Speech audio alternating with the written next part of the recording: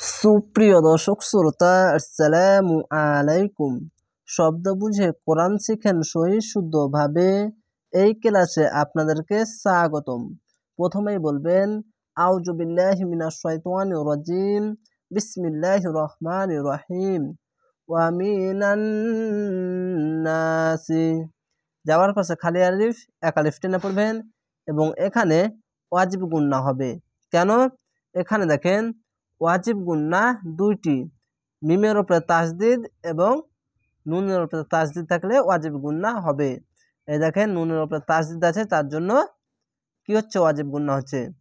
ওয়া যাবার ওয়া, মিম জের মি, ওয়া মি, নুন নুন যাবার নান, ওয়া মিনান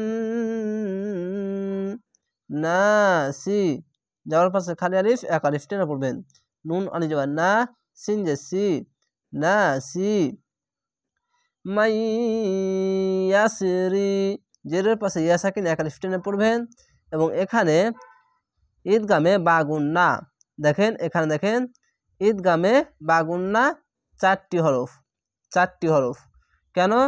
আর একটু সুন্দরভাবে বিষয়টি বোঝার জন্য দেখেন এখানে একটি রাইট দেওয়া আছে, নুন সাকিন দুই জাবা দুই পেশ এবং দুই জেরের পাশে যদি চারটি হরফ আসলে ঈদগামে বাগুন্না হবে।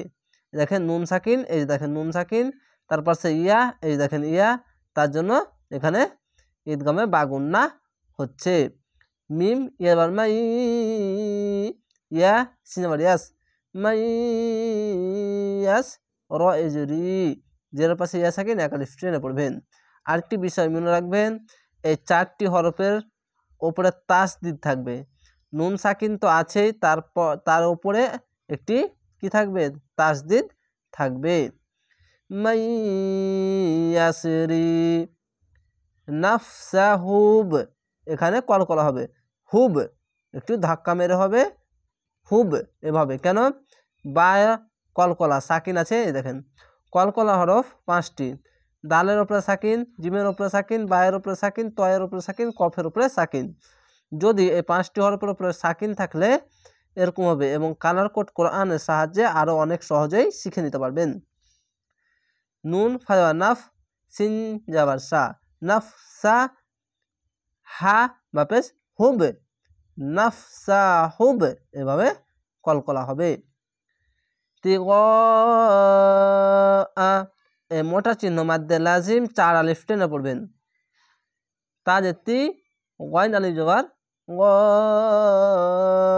তিগা, হামজা জবর আ, তিগা আ। মার দ, যাওয়ার পাশে এক আলিফ টেনে পড়বেন। দ তিল, তাল হামজার তিল। মিম রজর মার, দোয়াদ আলিফ দ, মার দ, তাল হামজার তিল, মার দ তিল। লাহি, এখানে দেখেন ত আছে, থামতে হবে, তো এরকম এই শেষ অক্ষরে সাকিন দিবেন। কেন? যেখানে থামবেন শেষ অক্ষরে সাকিন দিবেন। ল না বলে লা, এটি পাতলা করে পড়বেন। আল্লাহ লেখা থাকলে ডান পাশের অক্ষর দেখবেন, যদি নিচে জের থাকলে পাতলা করে হবে লা, আর যদি মোটা যদি ওপরে যদি যাবার পেশ হতো তাহলে এখানে ল হতো, তো এখানে নিচে আছে তার জন্য লা, লাহি না বলে লা, এভাবে থেমে যাবেন, অক্ষ করবেন। ওয়াল্লাহু, এখানে লহু কেন পড়ছি? আল্লাহ লেখার ডান পাশের অক্ষর দেখবেন, যদি ওপরে যাবার বা পেশ থাকলে ওপরে থাকলে মোটা করে পড়তে হবে লহু। ওয়ালাম ওয়াল্লাম খালি ল, আল্লাহ হাফিজু, আল্লাহু। এখানে দেখেন খার যাবার এক আলিফ টেনে পড়বেন। র উ, হামজা অপেশ উ, র উ, র যাবার র, হামজা অপেশ উ, র উ। এখানে কি পড়বেন বলেন তো? পেশের পরে অসাকিন এক আলিফ টেনে পড়তে হবে, এই বিষয়টি অবশ্যই মনে রাখবেন। যাওয়ার পাশে খালি আলিফ থাকলে এক আলিফ টেনে, যেরকম এখানে টেনে পড়লাম যাওয়ার পাশে খালি আলিফ, এবং জেরের পাশে ইয়া সাকিন এক আলিফ টেনে পড়লাম, এবং এখানে পেশের পরে অসাকিন থাকলে এক আলিফ টেনে পড়বেন। এই তিনটি বিষয় মনে রাখবেন টানের ক্ষেত্রে। ফা দোপেশ ফুম, এই মিমটিকে ধরবেন, এখানে দেখেন এটি গুন্নার নাম হচ্ছে ইকলাব গুন্না। ইকলাব গুন্না এই দেখেন 2 জাবার 2 পেশ এবং 2 জেরের পাশে ছোট্ট মিম আসবে বা নুন সাকিনের উপরে একটি মিম আসবে। তো এই মিমটিকে ধরবেন। এখানে দেখেন মিমটিকে ধরছি। এইটি ফা দপেশ ফুন না বলে ফুম এভাবে গুন্না হবে। আর এই বাম পাশে একটি বা আসবে। এখানে দেখেন বা দিয়ে রেখেছি আমি, এই দেখেন একটি বা আসবে, এইটি বিষয় মনে রাখবেন। তো এই বা না দেখে আপনি একটি ছোট্ট মিম আসলে এই মিমটিকে নুনের উপরে আসবে বা 2 জাবার 2 পেশ এবং 2 জেরের উপরে আসবে। তো এটি মনে রাখবেন। একে কি বলে? ইকলাব গুন্না বলে। ফুম রউফুম এভাবে গুন্না করবেন। বিল বা লামজের বিল, এই আলিফটি বাদ হয়ে যাবে। বা লামজের বিল, আইনজের ই, বিল ই, বা আলিফ জবর বা, যাওয়ার পাশে খালি আলিফ, এক আলিফ টেনে পড়বেন। বিল দেখেন বিল ই, আইনজের ই, আইনটিকে একটু মোটা করে পড়বেন। বিল ই বা। আর এখানে কলকলা হবে কেন?